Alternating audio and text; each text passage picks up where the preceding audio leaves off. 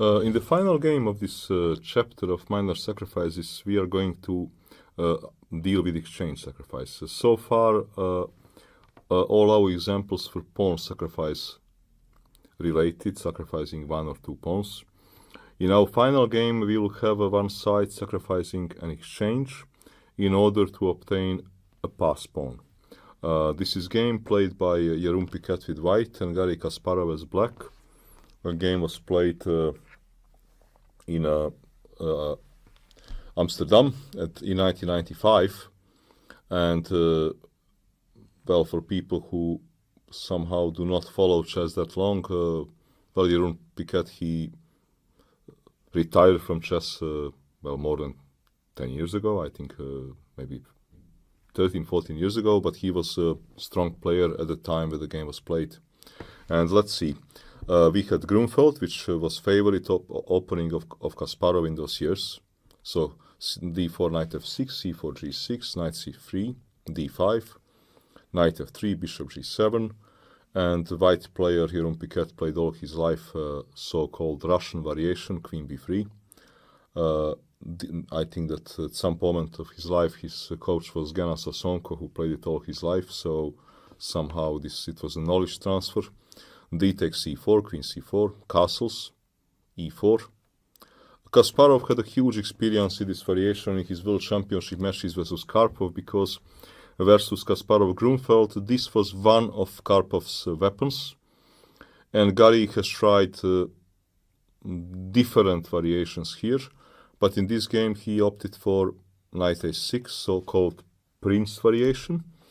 And he also played knight c6 in a number of games in his world championship match versus Anatoly Karpov.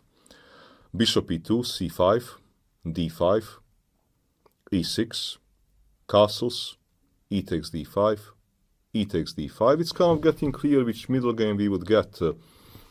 White is having dangerous pass pawn, but black will get a lot of piece play to compensate for it. And this queen, who knows, maybe may need to move. Rook e8, rook d1. Ideal situation for black will be to achieve something like this, to play move b6, knight b4 and bishop a6, but it is easier said than done. So he played move bishop f5. And white is playing actually for his main trump in opposition. White takes space, d6. Pawn has advanced, and okay, black has to start taking care of such a jumps. So h6. Bishop f4. And now Kasparov plays moves which is typical for this kind of position, knight d7. Because this knight is good blockading piece, and bishops are working. As we see, and knight also may jump, because this knight is now defending a pawn. As we see, as a compensation for surrendered space and advanced pawn on d6, black got a lot of piece play. Rook d2, protecting second rank and protecting bishop from tricks like bishop takes c3 and then rook e2, because queen can be also attacked. So rook d2, knight b4, queen b3, okay, preemptive move by queen, and he wants to play move bishop c4. Bishop e6, bishop c4. Knight b6, in a way good idea to trade this bishop, but now bishop e6, rook e6. Knight is no longer blockading this pawn. Knight a4. Well, white's play is rather logical. White would like to trade his knights, well, in order simply for this pawn to become more powerful. Kasparov here makes not yet a mistake. He goes for tactics, rook e4. He understands in order to compensate for this passed pawn, he needs to be active. So rook e4, bishop g3, knight c4, attacking the rook. And here comes important moment. Black here decides in a clever way that actually passed the pawn will be a huge power. And he decides to sacrifice an exchange. He plays move knight c5. It is quite possible that Kasparov here made a mistake calculating the following variation: knight d2, what happened in the game, rook to e2, understanding that he is not losing a piece because after move queen b4, he will play move a5. And he gets a knight back, because if queen g5, there will come move, queen f4 will come move g5. Queen will need to move and knight will fall. But there were some things which he underestimated. In this position, instead of trying to hang to material, better move was to return the material. And this is often the case, that even a great player sometimes does not feel that in a position is a good moment to return material. Here probably rook d4 was a good move, and after a move like knight f3, rook d6, let's say knight b7, because bishop d6, queen d6 is about equal. Queen b4, rook c8, and I get my piece back.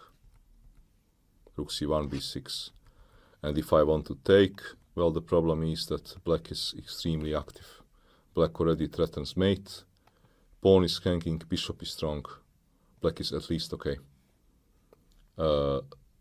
So after rook takes d6, for example, queen b4 also is not sensible, because you try to hang to material. Rook d1, queen d1, queen e1, but now you start losing some important pawns. Knight b7, queen b2, knight d6, queen a2. And practice knows that rook and the a-passed pawn is terrible for two knights to fight. So in such a position, actually, white is fighting for a draw. And maybe a difficult fight, because if queens are off the board, okay, this pawn will probably just become queen. So rook d6, knight b7 will be best move. And we can get a 4 sequence of move, rook d3, knight takes d8, rook takes b3, a takes b3, rook takes, king f1 to threaten to take pawn, rook d7. Let's say bishop e5. White has some advantage, but black has very good, black should, or anyway, black has excellent chances to hold the game. I think black should hold the game. In the game itself, black went for exchange, win, and probably underestimated the power of this pawn. So queen takes b4, a5, queen b7, rook takes b2, rook takes d2, d7, rook takes b2. It is very possible that Kasparov calculated up to here and thought that his situation is sort of reasonable, but actually it is not, because pawn is very strong, and queen, as we know, is the most horrible blocker there is. And this is going to cost Kasparov the game. Queen d5, rook b5. If black would be to move, life would be good, because black would take, and it will be a draw. But white is to move. I mean, next to the fact that rook is hanging, but white is to move, he prevents this liquidation process. Rook d1, this pawn is here to live. Bishop f8, bishop d6, bishop d6, queen d6, rook a b8. Black would like to trade a pair of rooks, because then it could be more difficult for white to promote the pawn. But the problem is that black's queen is doomed to passivity. h3, rook b1, rook b1, rook b1, king h1. King h2, sorry. Unfortunately for black, he cannot resolve this problem. Simply queen can never move, and rook cannot leave the file because of move knight b7. Rook b6, queen e5. Also, there is a threat here. Well, the threat is knight b7, and to win, queen ending. So king f8, White was probably in time pressure, so he repeated moves. But now, of course, White is not going to make a draw. F4, H5, Queen D5. King. Now actually Black will come in a Zugzwang, because King cannot move, because Queen ending is simply 1. That's what I was saying. Queen ending is now 1. So King needs to stay on F8. H4. Now, for example, Knight B7 will be a serious mistake, because after Rook B7, Queen B7, King F8, Black should save this kind of position. But problem for Black is that it is not going to basically happen, because White plays here move Queen E5. And Black is running out of moves. He cannot move any single piece. Kasparov played here G5 out of desperation, because question is which piece is he supposed to move? He cannot move King because of Queen E8. He cannot move Rook because of Queen check and Queen check. Before move H4, also he could not move Rook, because the problem is well, where to move it.